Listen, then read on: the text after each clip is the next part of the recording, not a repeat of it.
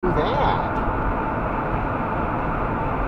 And then they put on this thing where, oh, this is the truth. This is the sole truth.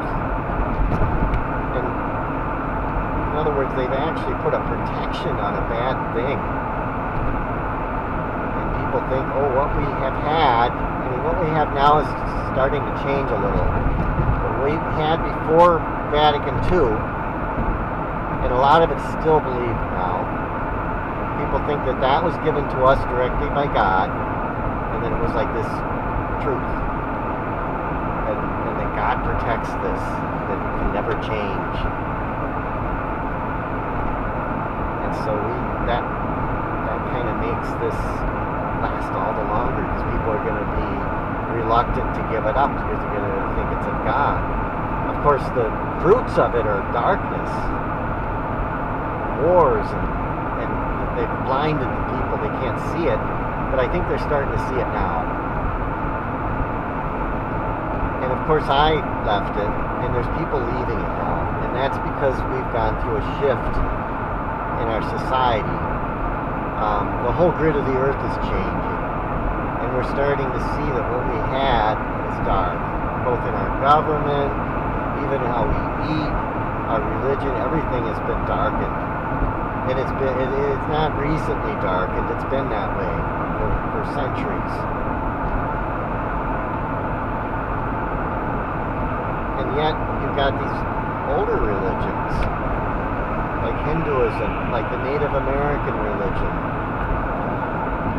Buddhism even the native religions of Japan and China and, all over the world, in South America. I think they've tried maybe to change some of them, but I think they figured, okay, let's just convert them. We won't try to change their religion, and their plan wasn't to try to change the religion.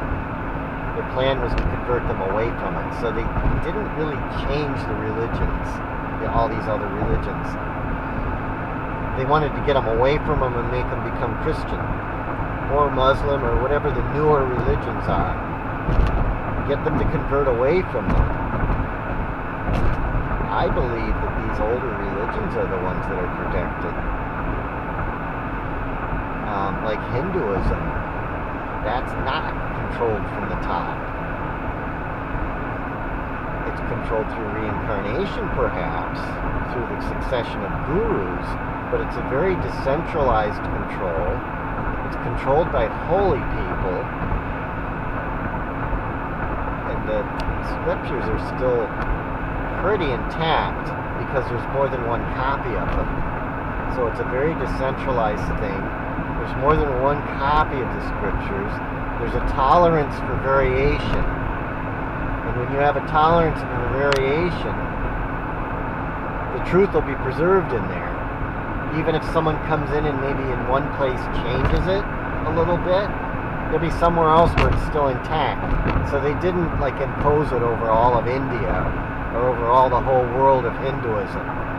And so you have a freedom to believe different styles in Hinduism, to believe different things. So if there's one guru you really don't care much for, you don't have to go to that guru. You can go to a different one.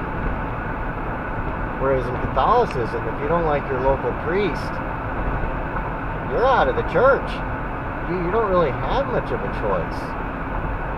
Whereas in Hinduism, you can choose your own guru, and they have different places you can emphasize.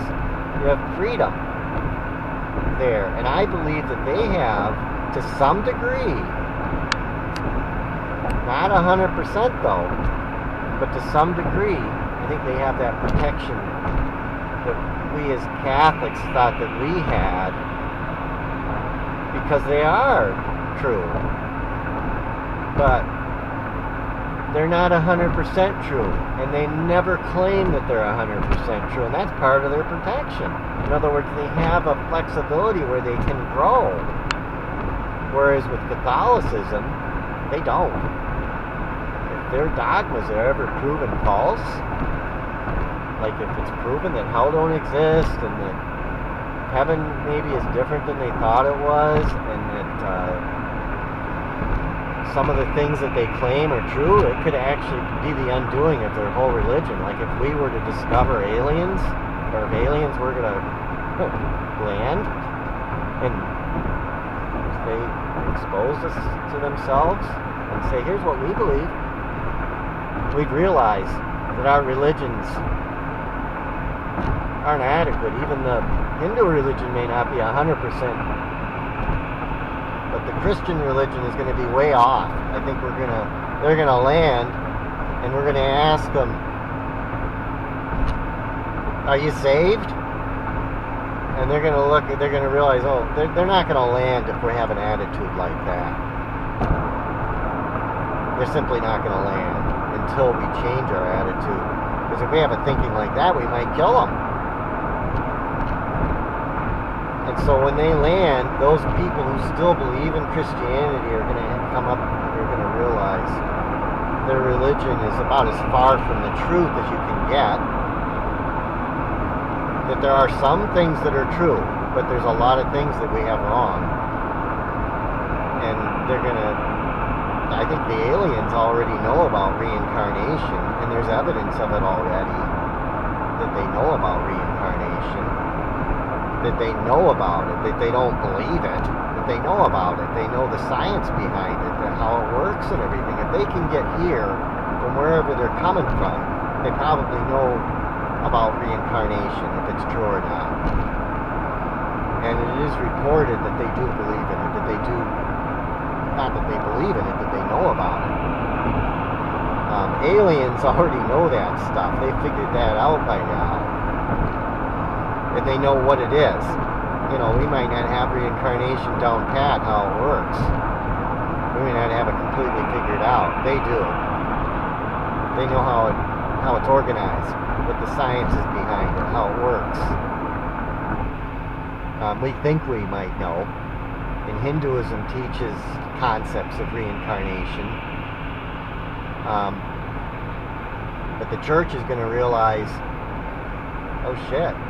And I almost think that they may be realizing now that they're going to have to reckon with this sooner than later, maybe. Because even if we don't have aliens land on the White House lawn, we're going to discover things in science. And not only that, there's already kids that are 4 years old that are remembering their previous lives, and they're solving crimes.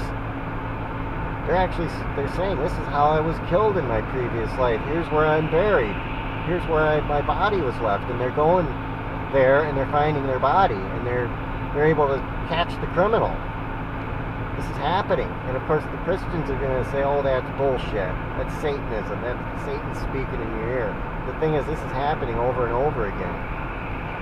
People are remembering, especially when they're like 4.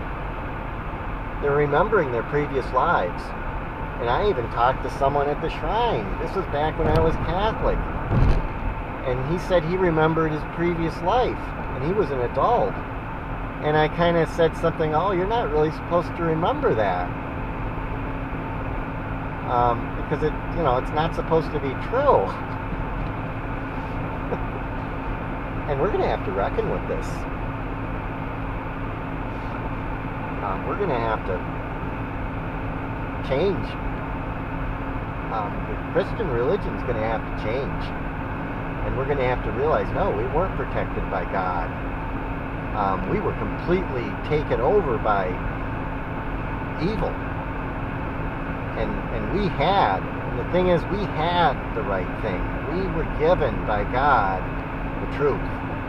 We were given a beautiful thing, and we lost it.